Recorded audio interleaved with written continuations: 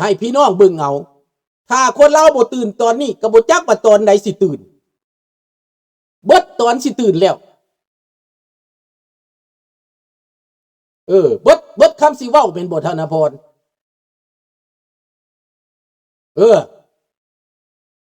ดังนั้นพี่น้อง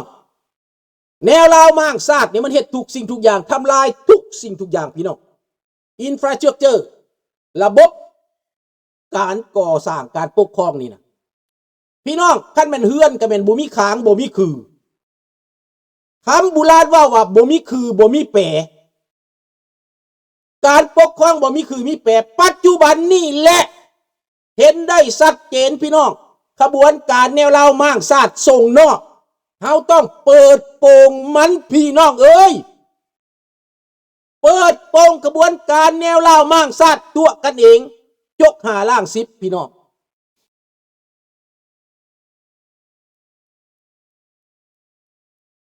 ยก5 ล่าง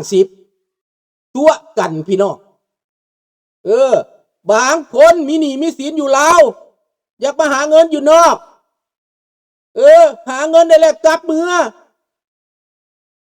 งแล้วผัวต้วมมีคนหนึ่งกับพระเจ้าสิว่าให้ฟังมีเขาเล่าให้ฟังมื้อเช้านี้อยู่ท่าแขกแขวงคำมวลเมียเจ้าแขวงแวง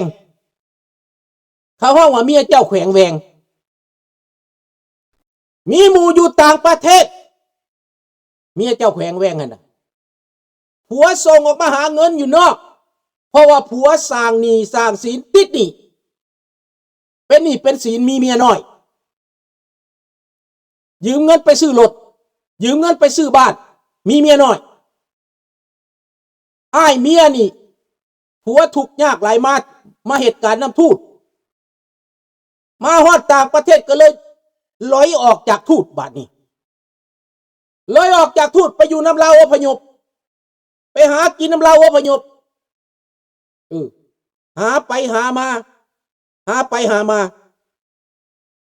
สุดท้ายแล้วมีเงินกลับเมื่อลาวพี่น้อง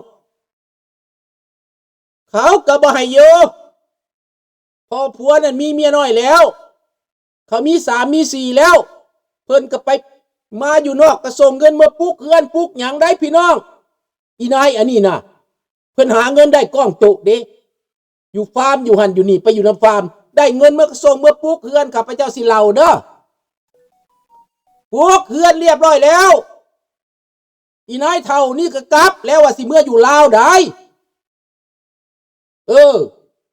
เมื่อหาผัวแล้วผัวอยู่ลาวดิกลับเมื่อผัวละมีเมียใหม่แล้วมีเมียน้อยแล้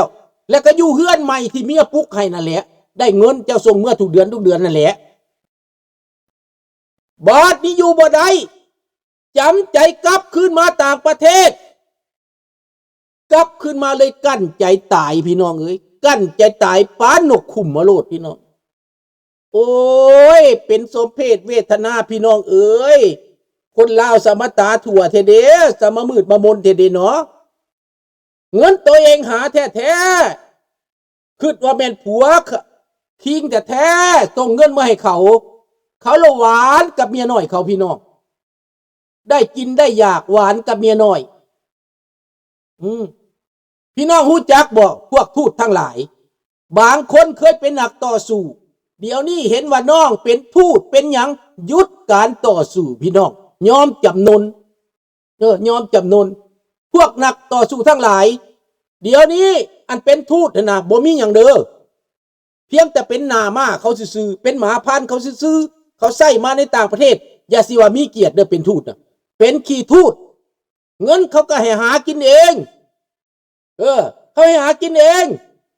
แล้วให้หากินอพยพแต่มาหาอพยพนี่กึ่งว่าทานทูตได้ทานทูตเพิ่นเนี่ยจะมาหยามเฮาได้เพิ่นสิให้ใบย่องย่อเฮาได้อยู่ในเมืองข้าพเจ้านี่ก็มีหลายหน้าหลายตาบุคคลสำคัญก้มหน้าก้มตาไปเอาใบย่องย่อโอ้ยพี่น้องเจี้ยเสร็จก้นไปเอาเจี้ยเสร็จก้นพวกบ่มีปัญญาไปเอาเจี้ยเสร็จก้นข้าพเจ้าบ่อยากเว้าแนมไปแนมมาก็หู้หน้ากันอยู่ดอกได้เจี้ยเสร็จก้นมาแล้วก็ดีใจพี่น้องว่าสะเอิกสะเอิญ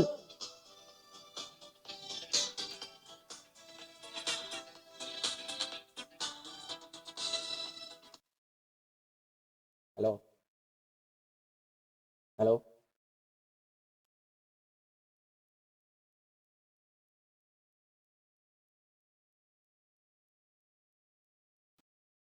นั่นพี่น้องเรื่องที่ว่าพวกมันน่ะพวกมันเฮ็ดหยังพวกมันก่อการให้พี่น้องพวกมันก่อการให้พวกมันเฮ็ดหยังพวกมันมาม่างเพศความสามัคคีในต่างประเทศนี่นะมาม่างเพศในต่างประเทศพี่น้อง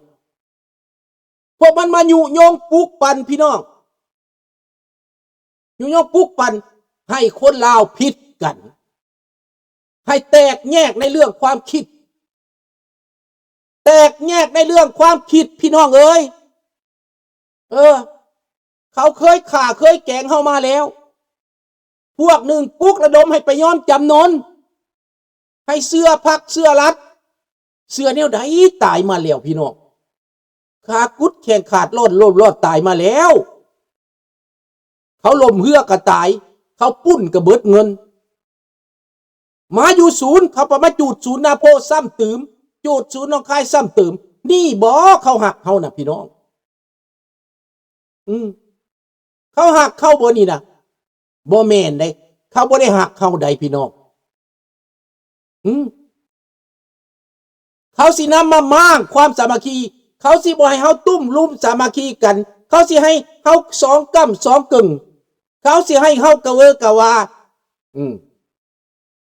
เดี๋ยวนี้เขาอยากให้รวมโตกันเพื่อสิไปสนับสนุนเขาพี่น้อง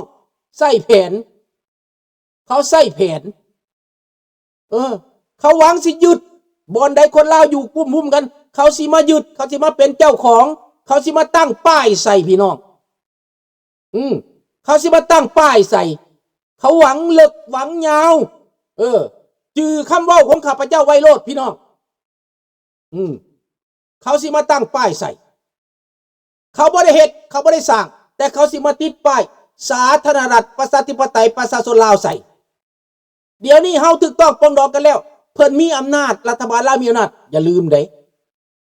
ในกฎหมายต่างประเทศลาวแดงบ่มีอำนาจจะมาก่อกวนเฮาได้ลาวแดงบ่มีอำนาจจะมาข่มขู่เฮาได้แต่มันข่มขู่พี่น้องข่มขู่ข้าพเจ้านี่เคยถือข่มขู่แต่ข้าพเจ้าหู้หน้าหู้ตามันแล้วมันบ่กล้ามันญาติตำรวจข้าพเจ้าเอาสื่อเอาเสียงมันไปรายงานไว้เบิดแล้วรายงานตำรวจเฟเดโรไว้เบิดแล้วมันสวยโอกาสในประเทศประชาธิปไตยเขาอ่อนแอด้านนี้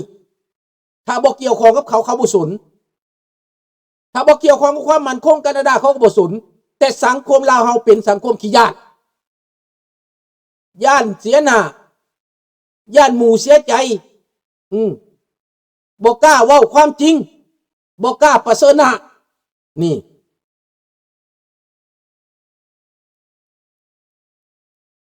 ี่แหละพี่น้องแมนเขาอยากหนีมาซื่อๆแต่เขาอยากหนีมาแต่เขาไม่ได้โจมตีลัทธิใดอย่าลืมเด้น้องบุญยอเอ้ยเขาอยากหนีมาซื่อๆได้แต่มาโดนๆมาเขามีอยู่มีกินแล้วเขาก็จะกลับขึ้นไปย่อแหละผักหลัดเขาเพราะเขาสอนใส่สมองเขาล่างในเมื่อเขาปล่อยใส่สมองเจ้าแล้วเนี่ยมาฮอดต่างประเทศเจ้าก็สองกะสองเกิมจักอยากย่อจักอยากโจมตีระวังครึ่งๆกลางๆได้เรื่องจัดการมันนั้นบ่แม่นเฮาสิไปฆ่าไปแกงได้เด้อท่าน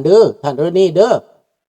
ระเบเนสเด้อบ่แม่นได้เด้อบ่ได้เด้อในต่างประเทศนี่นะ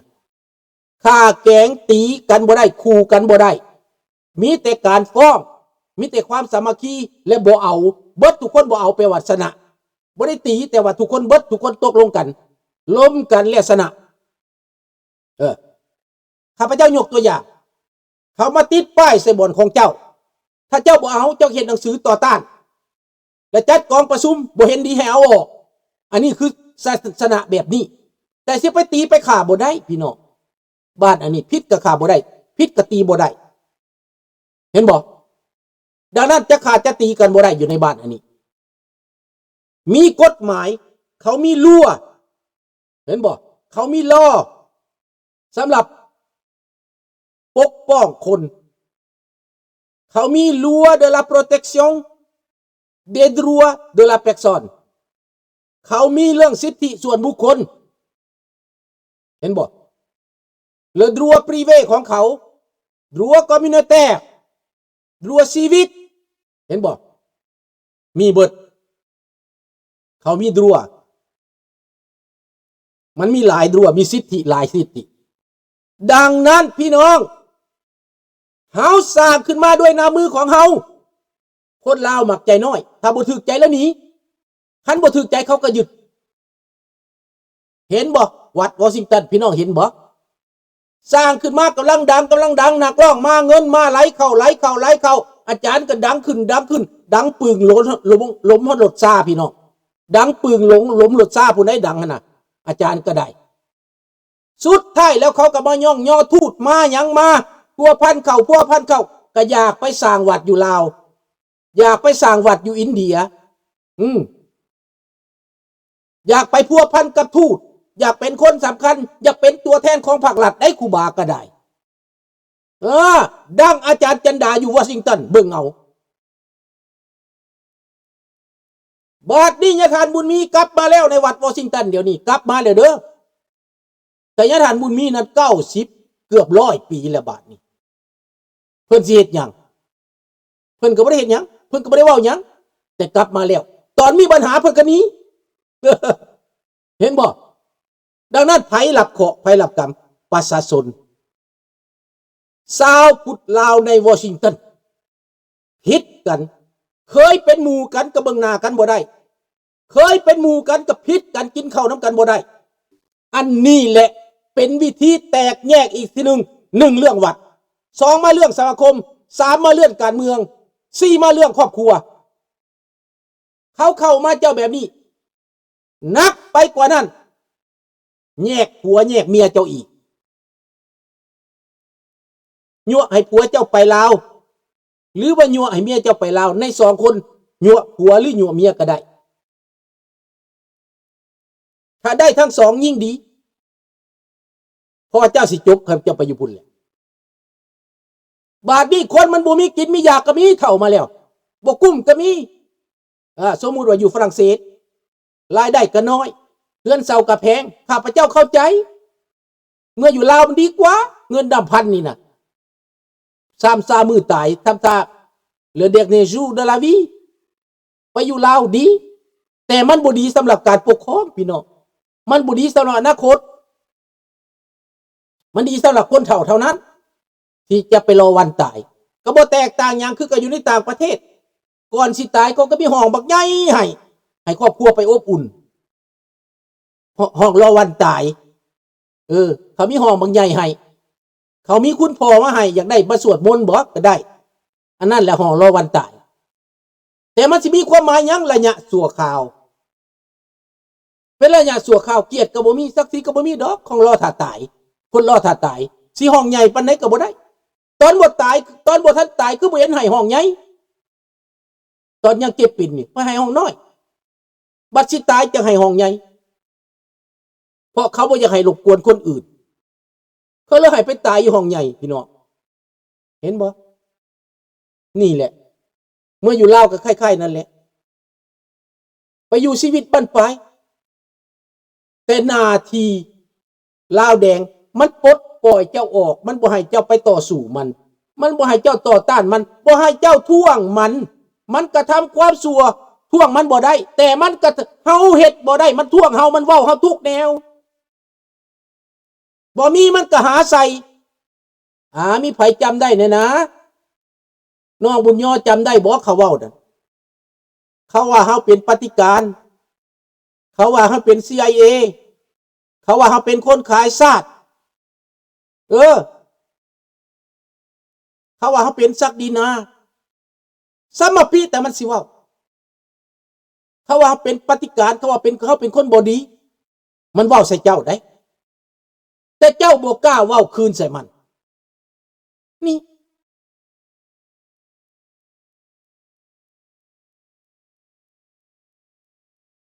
ดังนั้นพี่น้องแต่บ่ได้หมายความเบิดทุกคนน้องธนพร